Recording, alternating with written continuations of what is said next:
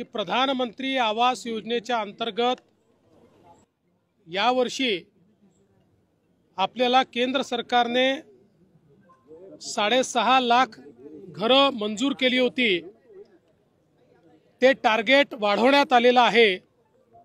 अतिरिक्त 13 लाख घरं आपल्याला देण्यात आलेली आहेत। एकूण आपण विचार केला तर जवळपास या वर्षी केंद्र सरकारच्या वतीनं महाराष्ट्रातल्या गरिबांकरता, कच्च्या घरात राहणाऱ्यांकरता, बेघरांकरता एका वर्षात 20 लाख घरं देण्याची अनाउन्समेंट आत्ताच केंद्रीय ग्रामविकास मंत्री आदरणीय शिवराज सिंग चौहान साहेबांनी केलेली आहे। महाराष्ट्राला मोदी सरकारने दिलेली ही अत्यंत मोठी भेट आहे आणि देशाच्या इतिहासामध्ये कुठल्याच राज्याला आजपर्यंत एका दिवसात किंवा एका वर्षात इतकी घरं मिळालेली नाहीत। ती 20 लाख घरं आपल्याला मिळालेली आहेत। खरं म्हणजे आपल्या आवास प्लसमध्ये 26 लाख त्या ठिकाणी लोकांचं रजिस्ट्रेशन आहे।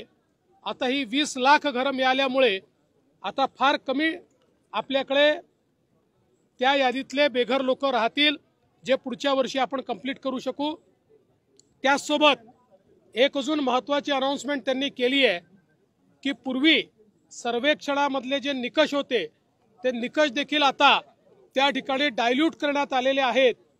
ज्यांची नावं सुटली होती आणि जे खरे बेघर आहेत, मग ते शेतकरी असो, महिला असो, अशा सगळ्यांना नव्या सर्वेक्षणामध्ये त्या ठिकाणी इन्क्लूड करण्यात येणार आहे। ती जी यादी बनेल त्या यादीतल्या लोकांनाही येत्या 5 वर्षामध्ये घरं द्यायची हा निर्णय माननीय मोदीजींनी केलेला आहे आणि तोच संकल्प आज शिवराज सिंग चौहान साहेबांनी या ठिकाणी सांगितलाय।